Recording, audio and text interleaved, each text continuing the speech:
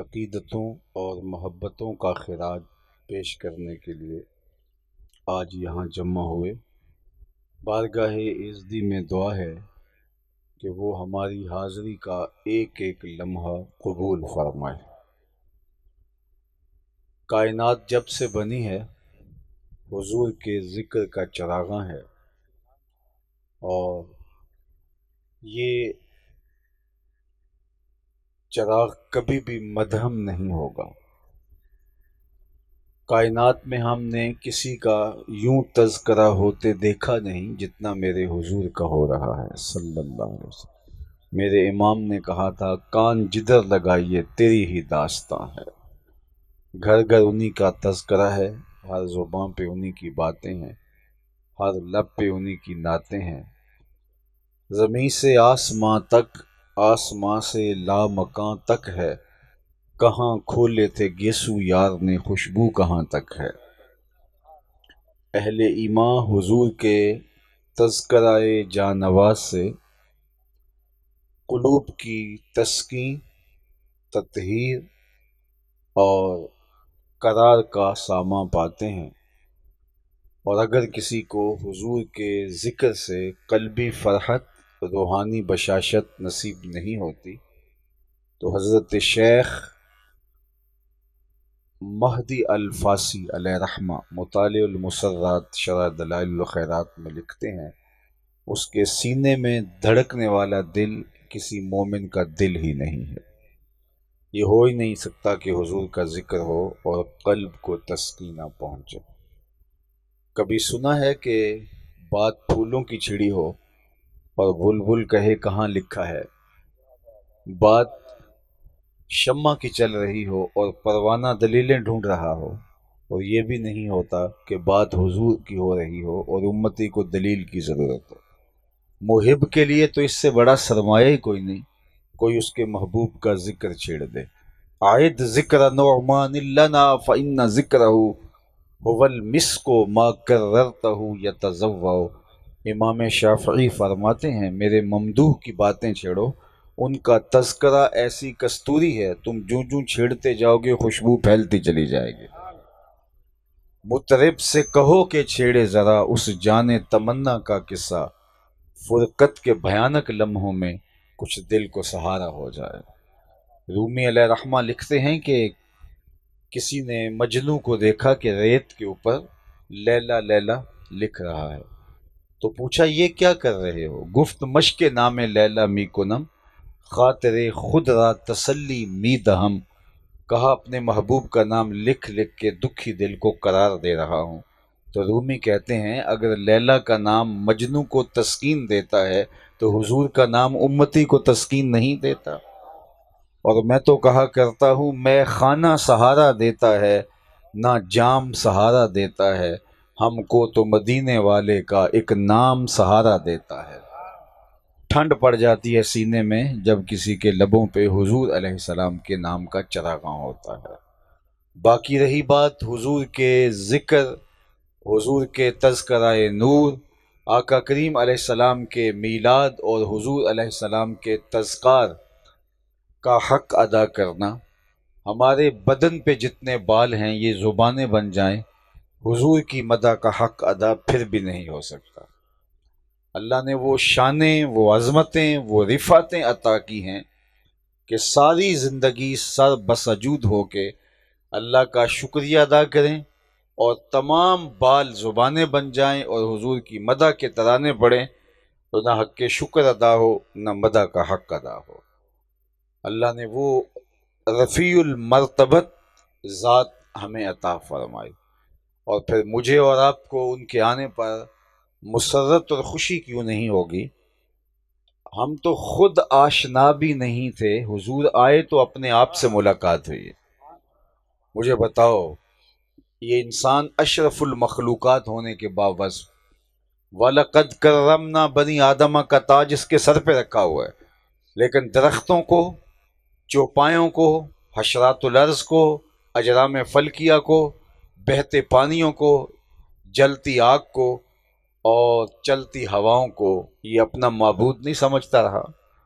انسان کی تاریخ تو اتنی شرمناک ہے کہ یہ مچھلی پکڑنے کے لیے کانٹے کے ساتھ جو کیچوا لگایا جاتا ہے، کسی زمانے میں یہ بھی انسان کا معبود رہا ہے۔ اس نے حشرات الارض کو اور چوپایوں کو اپنا خدا مانا، پتھر کے اصنام کو، لکڑی کے اوثان کو، مٹی کے مادوؤں کو خود تراش کر کے اپنی پیشانی کا تقدس ان کے چرنوں میں پامال کرتا رہا۔ اسے یہ پتہ ہی نہیں تھا کہ میں کون ہوں، اسے تو خود آشنائی کا اجالا بھی حاصل نہیں تھا۔ اور مجھے بتاؤ، جس کو یہ بھی پتہ نہ ہو کہ میں کون ہوں، اس کے پلے ہوتا کیا ہے؟ اقبال نے کہا تھا، اپنے من میں ڈوب کر پا جا سراغ زندگی، تو میرا نہیں بنتا نہ بن اپنا تو بن۔ اور یہ اپنا بھی نہیں تھا، اسے پتہ ہی نہیں تھا کہ میں کون ہوں۔ اس کی تقدس ماب پیشانی ان درختوں کے آگے جھک رہی تھی۔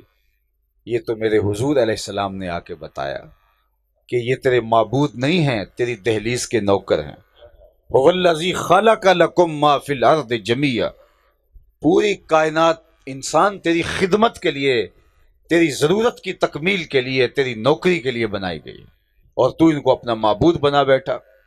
تجھے سمجھ ہی نہیں ہے، اے تماشا گاہ عالم روئے تو کجا بہرے تماشا می روی، دنیا تجھے ڈھونڈنے نکلی ہے، تو کس کی تلاش میں نکلا؟ یہ درخت اس لیے پیدا کیے گئے تھے کہ تجھے آکسیجن فراہم کریں، تیری غذائی ضرورتوں کی تکمیل کریں، تجھے پھل فراہم کریں، تجھے چھاؤں فراہم کریں، اور تیرے ایندھن کے کام آئیں۔ تو ان کو اپنا معبود سمجھ بیٹھا۔ یہ چاند سورج ستارے تیری راہوں میں روشنی اجالنے کے لیے پیدا کیے گئے تھے، تیرے ذوق نظارہ کی تسکین کے لیے پیدا کیے گئے تھے، تو ان کو خدا مان بیٹھا۔ یہ جانور تیری سواری کے لیے، بار برداری کے لیے، دودھ اور گوشت کی ضرورتوں کی تکمیل کے لیے پیدا کیے گئے تھے، تو ان کو معبود سمجھ بیٹھا، اور ان کے آگے اپنی پیشانی ٹیک رہا ہے۔ یہ تو حضور نے آ کے بتایا، میاں یہ تیرے معبود نہیں، تیری دہلیز کے نوکر ہیں۔ نہیں تو دیکھ، چاند کو پوچھتا ہے، یہ دیکھ انگلی اٹھتی ہے اور وہ ٹکڑے ہو کے قدموں میں آتا ہے۔ سورج کو پوچھتا ہے، یہ دیکھ اشارہ ہوتا ہے اور بھاگتا ہوا عصر کے وقت پہ آتا ہے۔ درختوں کو پوچھتا ہے، جا میں نہیں تو ہی کہہ دے تمہیں اللہ کا رسول بلا رہا ہے۔ پتھروں کو پوچھتا ہے، مٹھی ابو جہل کی پتھر ہیں لیکن کلمے محمد عربی کے پڑھ رہے ہیں۔ اب انسان کی آنکھ کھلی کہ جن کو میں معبود سمجھ رہا ہوں، وہ تو کسی کے اشاروں پہ بھاگتے دکھائی دے رہے ہیں۔ اب اس کو اپنا احساس ہوا کہ میں کون ہوں، خود ہی کا تعقل نصیب ہوا۔ اب اس کے لہجے بدل گئے، اس کی ٹون تبدیل ہو گئی۔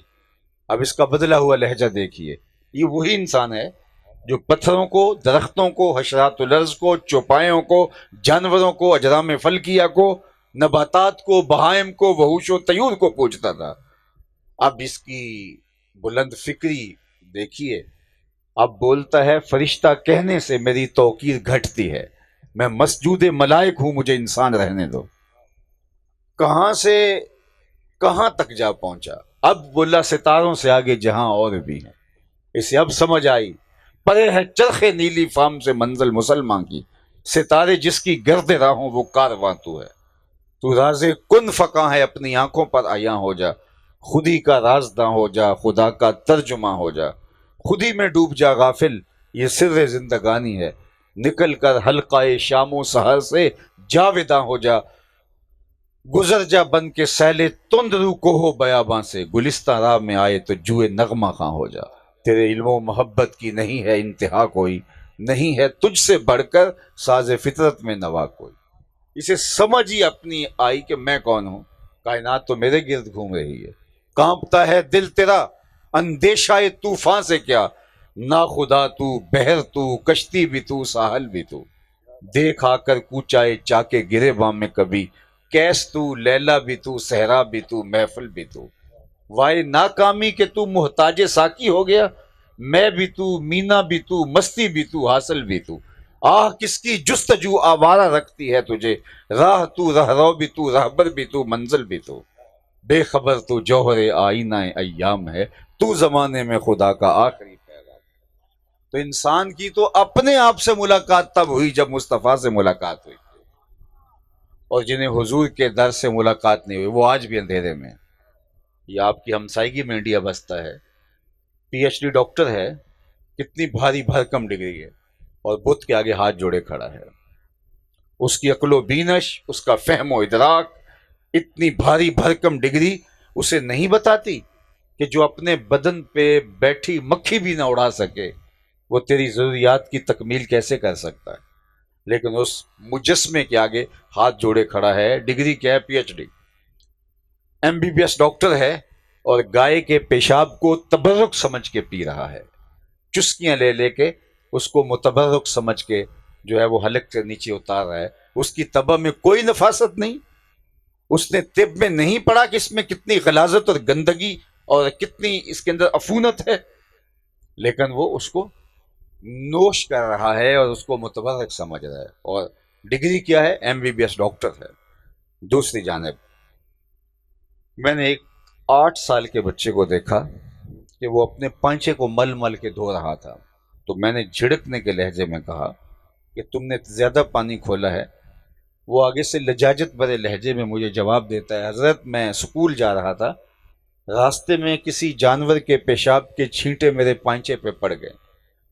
میں سوچ میں ڈوب گیا کہ یہ 8-7 سال کا بچہ، دوسری تیسری کلاس کا طالب علم، اس نے کوئی نجاست خفیفہ و غلیظہ کے حکام بھی نہیں پڑھے، اس کو کیسے سمجھ آ گئی کہ پانچے کے اوپر پڑے ہوئے پیشاب کے غیر مرئی چھینٹے بھی ناپاک ہیں اور ان سے بھی اپنے لباس کو پاک کرنا ہوگا. اس ڈاکٹر کو تو سمجھ نہیں آئی اور اس بچے کو سمجھ آ گئی. تو اندر سے جواب آیا کہ وہ ہے ڈاکٹر لیکن اس کے ہاتھ میں دامن میرے حضور کا نہیں ہے، اور یہ ہے بچہ لیکن ماں نے گٹی میں پیاری حضور کا دیا ہے، لہذا تقدس اس کی روح تک اتر گیا ہے اور پانچے کے اوپر پڑے ہوئے چھینٹے بھی گوارا نہیں ہے.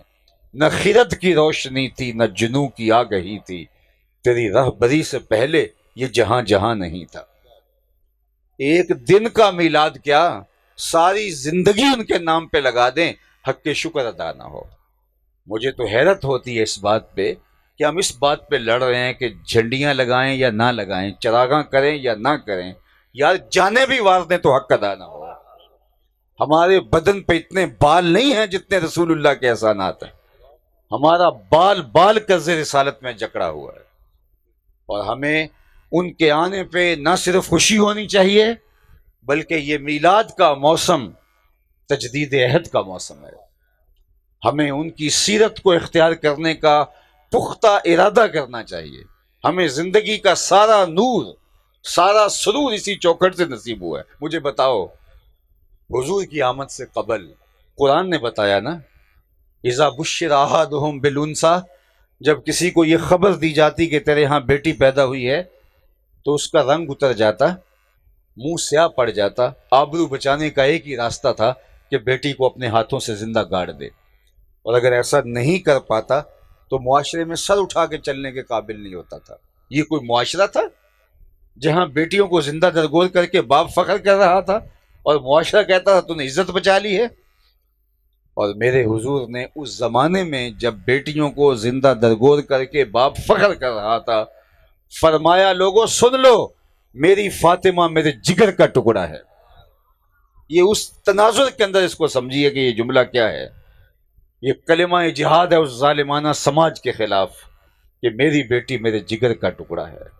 بیٹیوں کو وقار کی مسند پہ بٹھایا ہو. سیدہ زہرا پاک ملنے آتی ہیں، آقا اٹھ کے استقبال کرتے ہیں. فَأَجْلَسَهَا فِي مَجْلَسِهِ، حضور اپنی مسند کے اوپر بٹھاتے ہیں. تم تو ذبح کرتے ہو، بیٹیوں کو زندہ درگور کرتے ہو. محمد عربی صلی اللہ علیہ وسلم بیٹیوں کو عزت دیتا ہے، بیٹیوں کو وقار کی مسند پہ بٹھاتا ہے. یہ وہ ہر سال نادیدہ ہاتھوں کا شکار کچھ خواتین سڑکوں پہ آ جاتی ہیں اور انہوں نے ہاتھوں میں پلے کارڈ اٹھائے ہوتے ہیں اور اسلام کے خلاف نفرت بھرے نعرے درج ہوتے ہیں اور وہ آزادی مانگ رہی ہوتی ہیں. آپ بھی ہر سال دیکھتے ہیں. تو میں نے پچھلے سال کہا تھا کہ آج تم آزادی مانگ رہی ہو اور تمہارے لیے پردہ بوجھ ہے، تمہارے لیے غیرت جو ہے وہ تمہاری ترقی کے راستے میں رکاوٹ ہے. تم بھول گئی ہو، تمہیں تو معاشرہ زندہ رکھنے کا حق نہیں دیتا تھا. تمہاری زندگی میلاد والے رسول کے قدموں کا صدقہ ہے. اگر وہ تشریف نہ لاتے تو تمہیں تو زندہ رکھنے کا کوئی جواز زمانہ فراہم نہیں کر رہا تھا، یہ میرے حضور نے تمہیں زندگی کا نور اور زندگی کا سرور دیا۔ تمہیں تو حجرہ درود میں بیٹھ کے مصطفیٰ جان رحمت پہ درود پڑھنا چاہیے، کہ جن کے صدقے سے آج دنیا کی تاریخ پڑھیے کہ عورت کو کتنے کتنے بڑے بڑے مفکرین نے از قبیل جن سے انسان نہیں مانا۔ وہ کہتے ہیں یہ ہم شکل ضرور ہے انسان کی لیکن انسان نہیں ہے، انسان کے بچوں کو جنم ضرور دیتی ہے لیکن انسان نہیں ہے، انسان کے بچوں کو دودھ پلا کر پروان چڑھاتی ہے لیکن خود انسان نہیں ہے، انسانوں کی طرح باتیں کرتی ہے لیکن انسان نہیں ہے۔ اللہ اکبر۔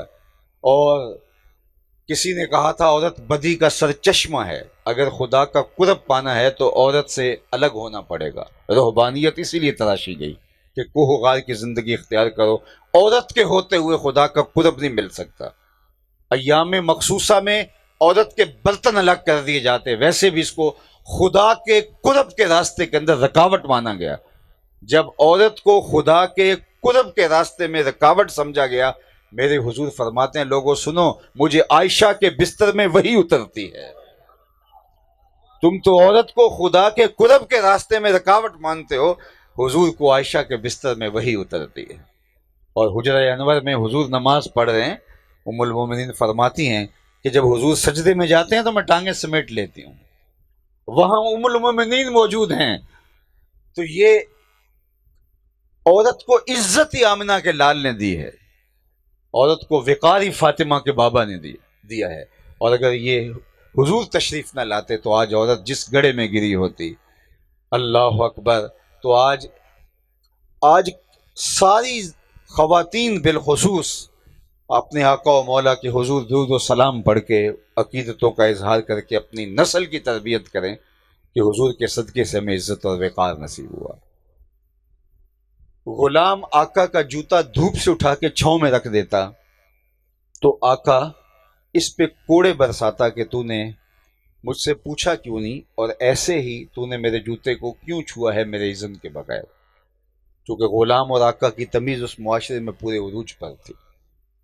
اللہ اکبر۔ جس معاشرے میں غلام آقا کے جوتے کو چھونے کی ہمت نہیں رکھتا تھا اذن کے بغیر، اس زمانے میں میرے اور آپ کے آقا و مولا معراج سے واپس پلٹتے ہیں اور بلال حبشی سے پوچھتے ہیں تو کون سا نیک عمل کرتا ہے، میں نے جنت میں تیرے قدموں کی آہٹ سنی ہے۔ کیا خیال ہے، اس ایک جملے نے دور غلامی کی ساری تھکن اتار نہیں دی ہوگی، اور غلام فرش سے اٹھ کے فراز عرش تک نہیں پہنچ گیا ہوگا؟ جو آقا کے جوتے چھونے کی جو ہے وہ صلاحیت بھی نہیں رکھتا، چھونے کی جو ہے وہ اجازت بھی نہیں پاتا، اس کو دو جہاں کا سردار کہہ رہا ہے میں تیرے قدموں کی آہٹ جنت میں سنتا رہا ہوں۔ یتیم کو دھکے دیے جاتے تھے، فذالک الذی یدع الیتیم، قرآن نے کہا کھانا دے دیتے تھے یتیم کو، عزت نہیں دیتے تھے۔ یہ بات ذہن میں رکھیے، کھانے کی ضرورت انسان کو ضرور ہے لیکن عزت یہ سب سے اہم شے ہے۔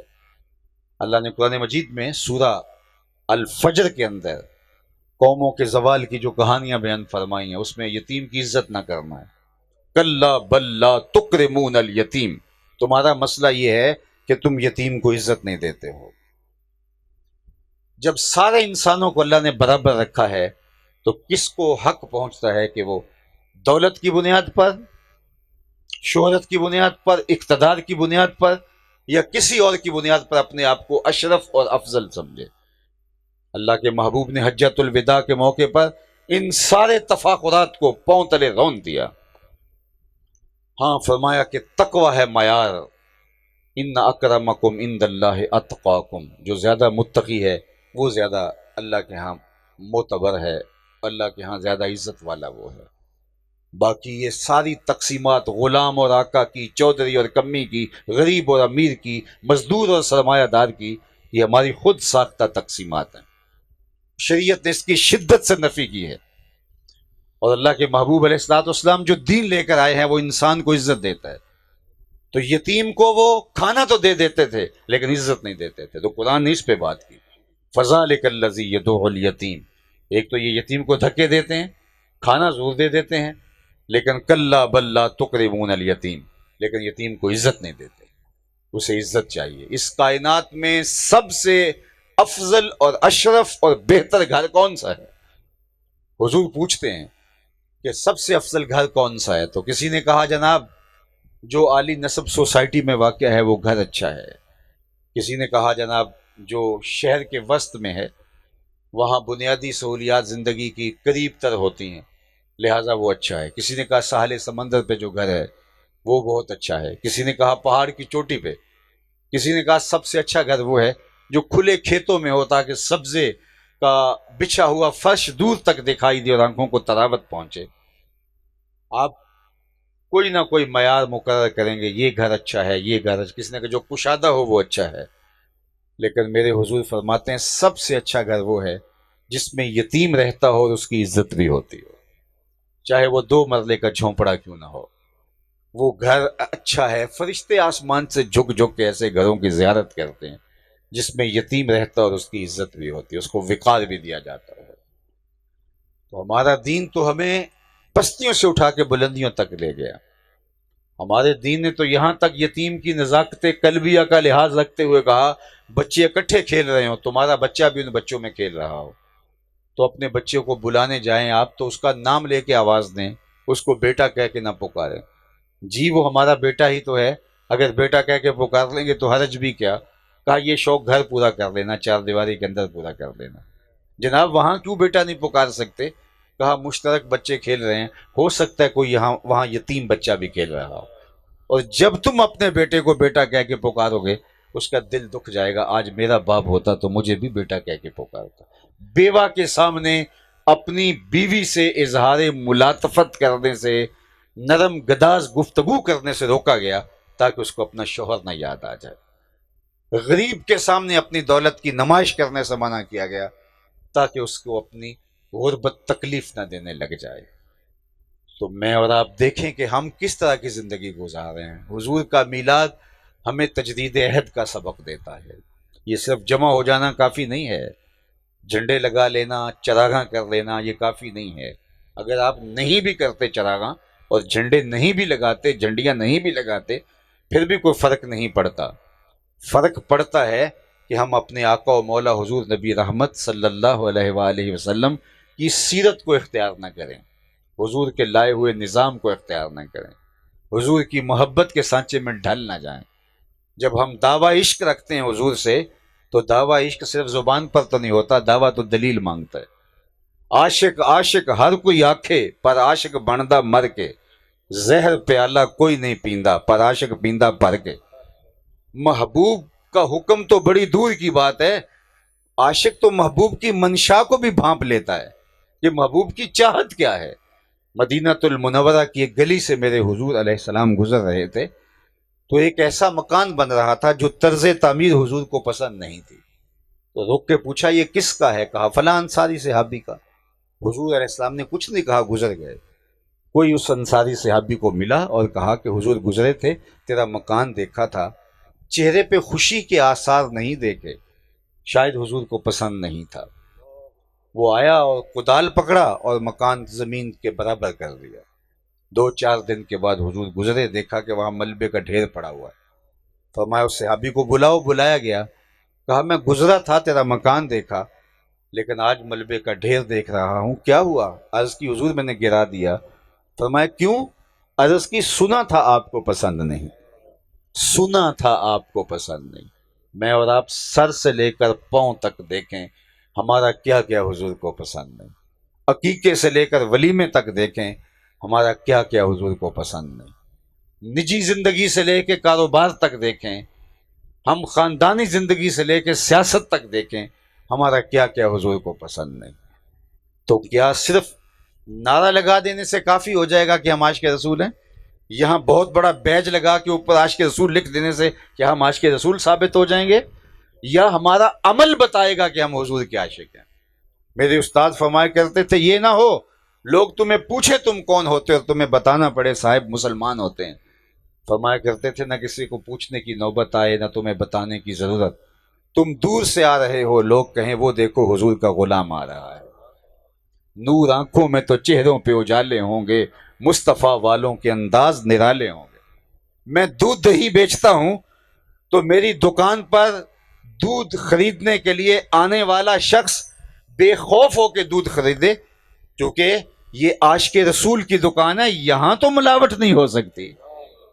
میرے ساتھ کوئی رشتہ داری کرنا چاہتا ہے اور میرے یہاں بیج عاشق رسول کا لگا ہوا ہے، اسے آنکھیں بند کر کے رشتہ کرنا چاہیے۔ اس گھر میں میری بیٹی عزت پائے گی، اس لیے کہ رسول اللہ کے عاشق کا گھر ہے۔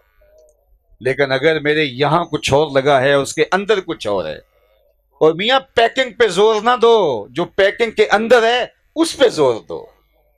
میاں صاحب نے کہا تھا کہ شیشے اتے کٹا جمیا کنداں چاڑی جاندے، شیشے اتے کٹا جمیا کنداں چاڑی جاندے، جلداں نوے سانب کے رکھ دے ورکے پھاڑی جاندے۔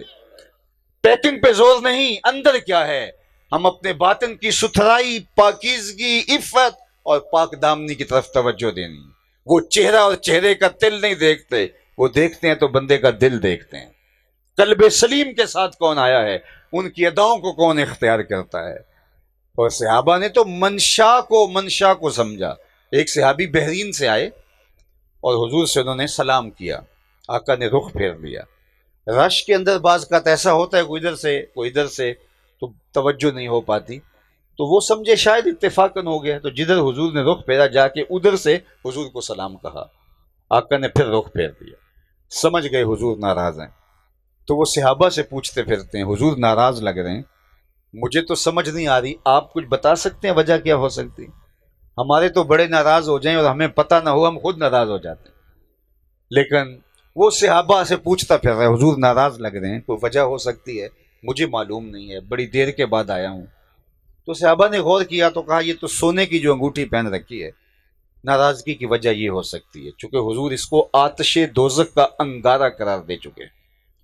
سونا اور چاندی امت کے مردوں کے لیے حرام ہے، صرف 4.5 ماشے سے کم وزن کی ایک انگوٹھی چاندی کی جائز رکھی گئی ہے، باقی سونا بھی حرام، چاندی بھی حرام، ریشم بھی حرام، مردوں کے لیے حرام ہے۔ تو نے یہ پہنی ہے، تو چونکہ تجھے معلوم نہیں ہے، تو شاید حضور کی ناراضگی کا سبب یہ ہو۔ وہ آگے بڑھے اور انگوٹھی اتار کے پیش کرتے ہوئے کہا، حضور شاید اس وجہ سے ناراض ہیں، یہ رہی۔ حضور نے وہ انگوٹھی پکڑی اور یوں پھینک دی۔ ناراضگی کی وجہ بھی یہی تھی، ناراضگی کی وجہ ختم ہو گئی، محفل چلتی رہی۔ جب مجلس اختتام کو پہنچی، لوگ اٹھ کے جانے لگے تو وہ بھی پلٹا، تو کسی نے کہا، وہ انگوٹھی تو اٹھا لو، شرعاً تم نہیں پہن سکتے، تمہاری بیوی تو پہن سکتی ہے، سونے کی قیمتی انگوٹھی ہے، تم اٹھا لو۔ تو صحابی نے جو جواب دیا وہ سنیے، اور میری گفتگو اختتام کو پہنچی۔ اس نے کہا، واللہ لا آخذہ وقد طرحہ رسول اللہ صلی اللہ علیہ وآلہ وسلم، اللہ کی قسم اس انگوٹھی کو میں کبھی نہیں اٹھاؤں گا جس کو میرے حضور نے پھینک دیا ہے۔ پڑی رہے، سونا ہے، چاندی ہے، ہیرا ہے، موتی ہے، لال ہے، پکراج ہے، نیلم ہے، پڑا رہے، نہیں اٹھاؤں گا۔ کیوں؟ کہ اس کو میرے حضور نے پھینک دیا ہے۔ میں اور آپ اپنے اندر اتر کے دیکھیں، کوئی ایسی عادت تو نہیں اٹھائے ہوئے جس کو حضور نے پھینک دیا، کوئی ایسا رویہ تو نہیں اٹھائے ہوئے جس کو حضور نے پھینک دیا ہے، کوئی ایسی دوستی تو نہیں اٹھائے ہوئے جس کو حضور نے پھینک دیا، کوئی ایسا کاروبار تو نہیں اٹھائے ہوئے جس کو حضور نے پھینک دیا۔ چوب بنام مصطفیٰ خانم درود، از خجالت آب می گردد وجود، عشق می گوید کے محکوم غیر، سینہ تو از بتا مانند دیر، تا نداری از محمد رنگ و بو، بر زبان خود میالہ نام او۔ اس کا ترجمہ ایک ہی شعر میں کروں، یاری لا تو پاک نبی سنگ، اے پر پوری یاری، یاری لا تو پاک نبی سنگ، اے پر پوری یاری، پھر درود قبول ہے تیرا لکھ نہ لوں ایک واری۔ وآخر دعوانا ان الحمد للہ رب العالمین۔